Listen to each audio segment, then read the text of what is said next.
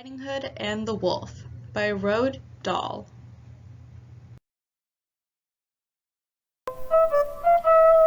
Little Red Riding Hood and the Wolf.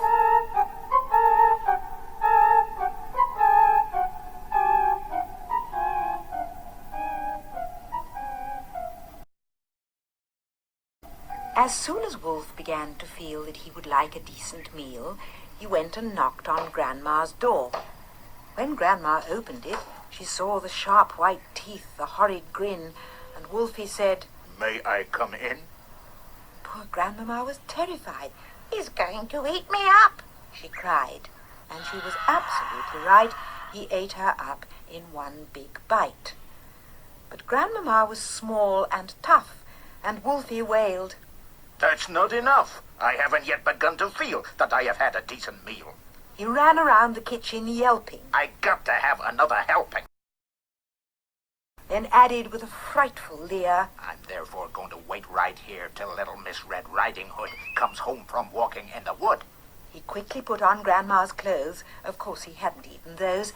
He dressed himself in coat and hat. He put on shoes, and after that he even brushed and curled his hair, then sat himself in Grandma's chair. In came the little girl in red. She stopped. She stared. And then she said, "What great big ears you have, Grandma," All the better to hear you with. the wolf replied. "What great big eyes you have, Grandma," said Little Red Riding Hood. All the better to see you with. The wolf replied. He sat there watching her and smiled. He thought, I'm going to eat this child. Compared with her old grandmama, she's going to taste like caviar. Then Little Red Riding Hood said, "But Grandma, what a lovely great big furry coat you have on," That's wrong. cried Wolf. Have you forgot to tell me what big teeth I've got? Well, no matter what you say, I'm going to eat you anyway. The small girl smiles. One eyelid flickers. She whips a pistol from her knickers. She aims it at the creature's head, and bang, bang, bang, she shoots him dead. A few weeks later, in the wood, I came across Miss Riding Hood. But what a change. No cloak of red, no silly hood upon her head. She said, "Hello, and do please note my lovely furry wolf-skin coat." The end. Now on to the execution of the poem. Theme. In this poem, the wolf isn't always the predator. It reveals the truth that looks and stereotypes can be misleading and cloud our judgment. We will now be talking about the literary devices and evidence. First off is satire.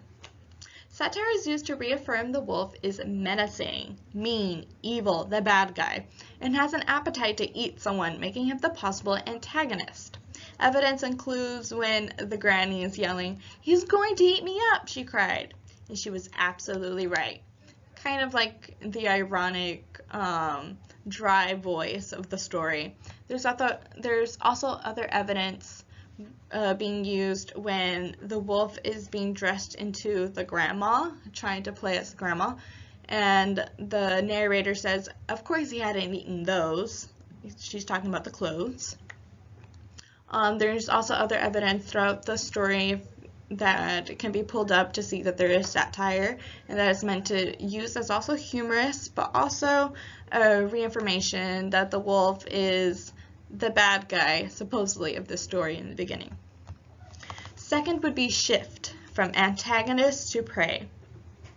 So originally, the wolf is always referred to as the big bad wolf in the original story of the Little Red Riding Hood. But in this version, he is never mentioned as so.